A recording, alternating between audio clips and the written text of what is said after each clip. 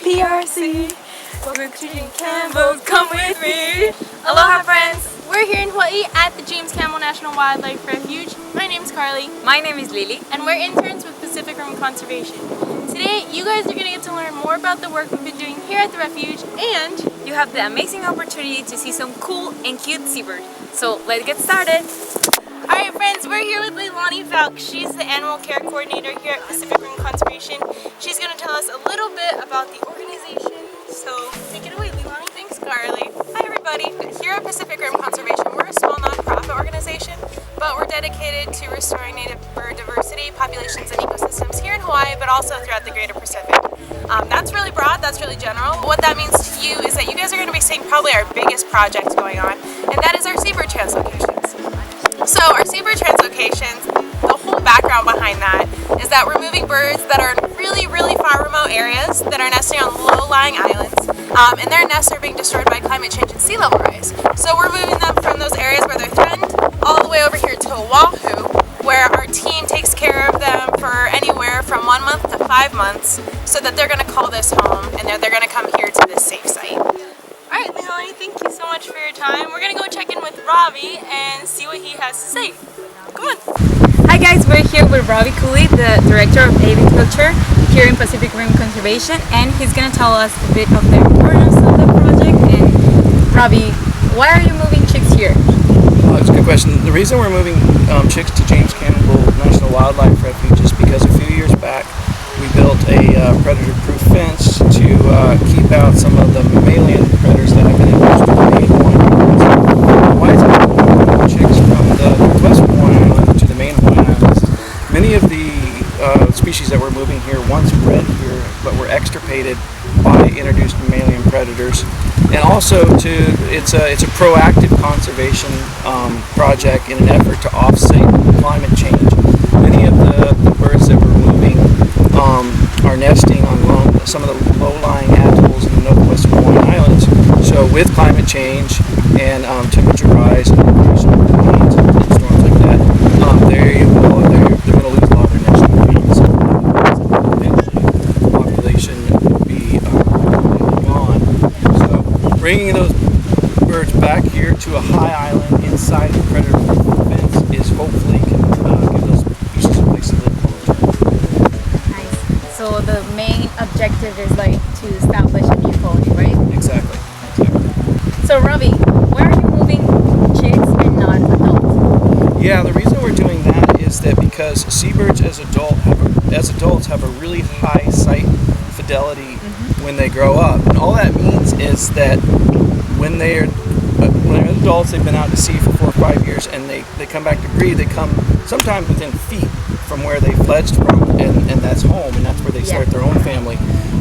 So it's really important that we move chicks young before they've imprinted on the place that we're taking them from. We want them to come back here. So we have 2 different strategies for that. It's for the surface nesters like the Laysan albatross and the black-footed albatross. Based on the research that's been done in years past, is that we know that after about 4 weeks they imprint from where they hatched from. So we need to move them at 4 weeks or younger so that we can raise them and they fly away from here, and then we can feel pretty confident that they will come back to James Campbell. It's slightly different with the burrow nesters, or the seabirds that nest under the ground. We don't think that they imprint, or based on the research, they don't imprint until they come out of their burrows, which can be anywhere from about half raised to 3/4 raised. And so if we take those chicks before they emerge from their burrows and start practicing fledging, then we can raise them the rest of the time and then let them come out here and practice. And based on past research and successes so far of the project, we know that then they'll imprint at James Campbell and come back here. That's why the age is really important for the 2 different groups of seabirds. So Ravi, thank you so much for your time, and let's go to the Slurry Palace and see where the diets are made. Slurry Palace, Slurry Palace. Welcome to the Slurry Palace. okay. Alright friends, so here we are at the Slurry Palace. Lily is going to show you around the Slurry Palace. Okay, once the babies come here. Okay. Slurry Palace, Slurry Palace. once the chicks come here, we become their parents. So we need to replicate what they're being fed and, as best as we can, how they're being fed. In the wild, the chicks are fed things like fish, Squid, fish eggs, and crustaceans. and they're fed through a process called regurgitation. This is when the parent will go to sea, eat the food, come back to the chick, and then basically It throws up in the chick's mouth. As much as we love them, we're not gonna do that. so we have to feed the chicks in a way that is the most similar to how their parents were feeding them and is also the safest. And this is Tube tube feeding. Here at Pacific Rim Conservation, we feed our chicks a blend of fish, Squid, salmon oil, Pedialyte, and vitamins. We blend all this up into a slurry mix, and it kind of resembles something like a smoothie. As we mentioned before, we feed the chicks with tube feeding.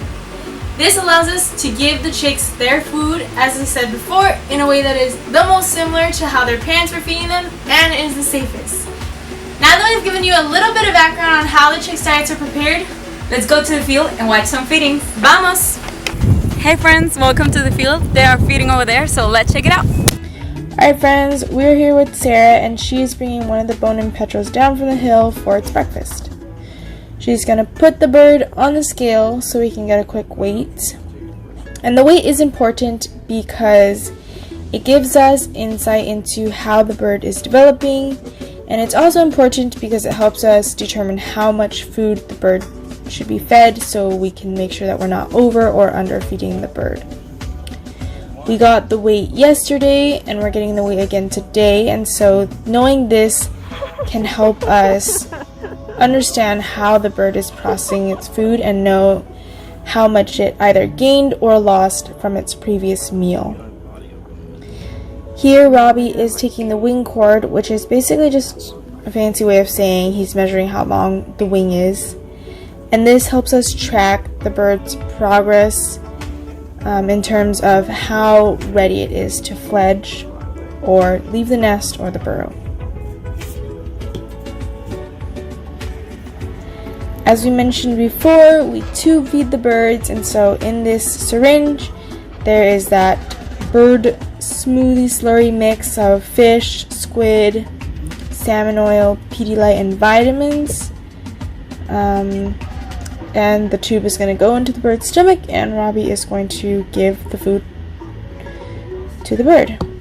So here the bird is getting its breakfast.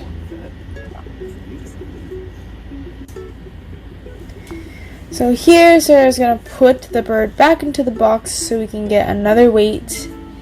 And this weight is going to tell us how much food in grams that the bird just got fed. And so tomorrow, if the bird gained or lost a substantial amount of weight, then we can always go back and look to see how much the bird was fed the previous day. And this all helps us track the bird's progress and see how ready the birds are to fledge. So here Sarah's going to put the bird back into the burrow, and there's that top lid that she's holding right now and then the one that she just moved out. And that triple lid system helps to ensure that the temperature of the bird does not get too hot for the bird. So here she's going to put the bird back into his home, make sure that it's doing okay after the feed, and then she's going to cover it back up, and we are finished. Alright, let's go check out the beefowl feed. Okay, so we are here with Leilani, and she is weighing one of the black-footed albatross chicks.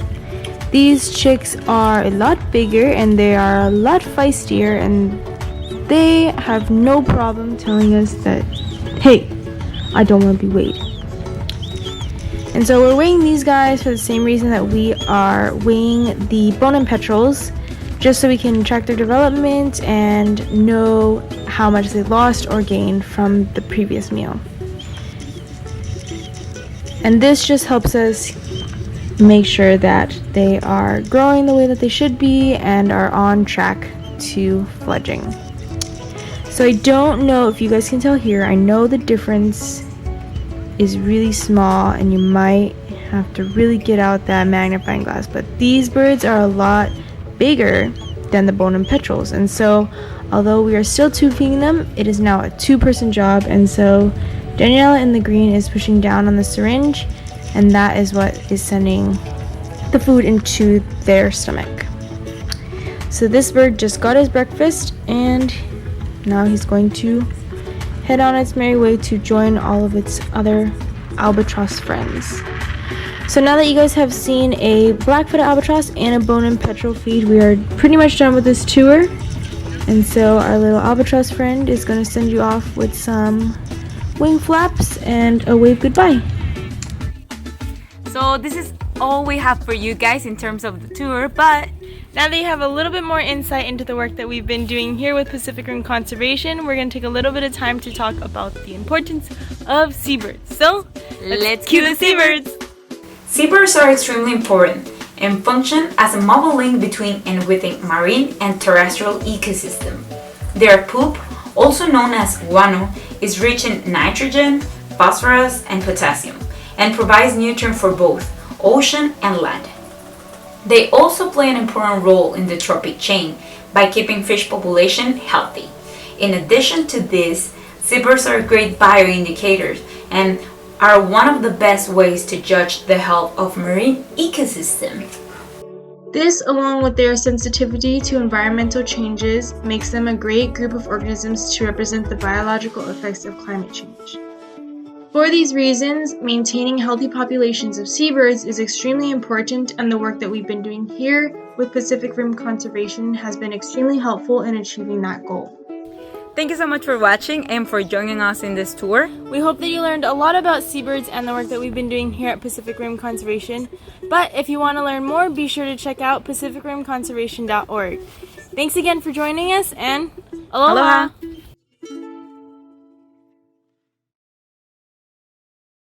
Alright, 1, 2, 3. Hello, friends! I didn't touch you. Aloha, friends! We're here. Yeah. Okay, aloha friends! Aloha friends! Okay, go again. 1, 2, 3. We have all the fake energy Okay, for we're good. you guys. 1, 2, 3. Hello, friends! Oh. Oh my god! Okay, 1, 2. Carly, come on. 1, 2, 3. Aloha, friends! Oh, you 3. All the energy, fake smile. I know, We're gonna okay. make it. 1, 2, 3. Aloha, friends! Aloha, friends! We are here in Hawaii. More energy. But quiet. More energy, but don't shout. Okay. Today, you guys are gonna get to learn more about your Laughing. Okay, again. 1, 2, 3. We have to make it right. This 5 months. 1, 2, 3. With more energy. Okay. Big smile. Let's do it. Woo, woo, woo. Okay, 1, 2, 3. Aloha, friends! We're here in Hawaii at the James Camp. Okay, wait. I move my hands weird. Aloha. Sorry. Like this, and then. Aloha, friends! We're here in Hawaii. No, it was like weak. Okay. It was Okay, quiet and weak. fake smile. High energy. Energy, but Okay. We're at the refuge, and you're gonna have the amazing opportunity to watch, to see, fuckers. We're okay. Let's get started. Oh, I didn't joke you, seabird. So let's get started. oh, we're not. This is where all the magic happens, and was where all the. I'm gonna show a story. I thought that one was good. No? Wait, this Slurry Palace. Yeah, it was good. We can like cut it and. Okay. 1, 2, 3. Slurry Palace, Slurry Palace. Okay, that was really lame. No, okay. Alright. The babies are Once the babies come here, As much as we Yeah. love the chicks. Ready? 1, 2, 3. Bon appetit! So, as we okay, ready? 1, 2, 3. Bon appetit! Okay, this is gonna make us laugh. Okay, Okay. Okay, freaking bon appetit. 1, 2, 3. Bon appetit! As much as we love the chicks, we're not gonna do that. So we have to feed them in a way that is the most similar to how their parents are feeding. Oh my god, that was good! And this is Tube feeding. here. Yeah. Oh, you're like fucked up. That was good, Carly. Okay, Ravi. Okay. now that you guys have seen, why are you scowling? Because my hand is like, now that you know about. Okay.